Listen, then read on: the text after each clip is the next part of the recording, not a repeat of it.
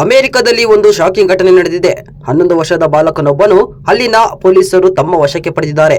ಯಾಕಂದ್ರೆ ಈ ಬಾಲಕನ ಬಳಿ ಭಾರಿ ಪ್ರಮಾಣದಲ್ಲಿ ಶಸ್ತ್ರಾಸ್ತ್ರ ಸಂಗ್ರಹ ಇತ್ತು.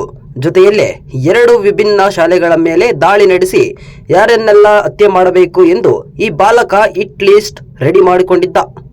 ಅಮೆರಿಕದ ಫ್ಲೋರಿಡಾ ರಾಜ್ಯದ ಈ ಬಾಲಕ ಇನ್ನೂ ಪ್ರೌಢಶಾಲಾ ವಿದ್ಯಾರ್ಥಿ ಈತನ ಮೇಲೆ ಸಾಮೂಹಿಕ ಗುಂಡಿನ ದಾಳಿ ನಡೆಸುವ ಬೆದರಿಕೆ ಆರೋಪವನ್ನು ಪೊಲೀಸರು ಹೊರಿಸಿದ್ದಾರೆ.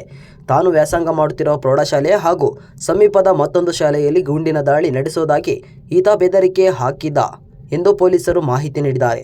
ಈ ಕುರಿತಾಗಿ ಪೊಲೀಸ್ ಇಲಾಖೆ ಸಾಮಾಜಿಕ ಜಾಲತಾಣದಲ್ಲೂ ಮಾಹಿತಿ ನೀಡಿದ್ದು, ಈ ಬಾಲಕ ತಾನು ಯಾವೆಲ್ಲ ಶಾಲೆಗಳ ಮೇಲೆ ದಾಳಿ ನಡೆಸುತ್ತೇನೆ, ಯಾವ ಶಾಲೆಯಲ್ಲಿ ಯಾವ ವಿದ್ಯಾರ್ಥಿ ಮೇಲೆ ದಾಳಿ ನಡೆಸಬೇಕು ಅನ್ನೋದನ್ನ ಹೆಸರು ಸಮೇತ ಬರೆದು ಇಟ್ಟುಕೊಂಡಿದ್ದ.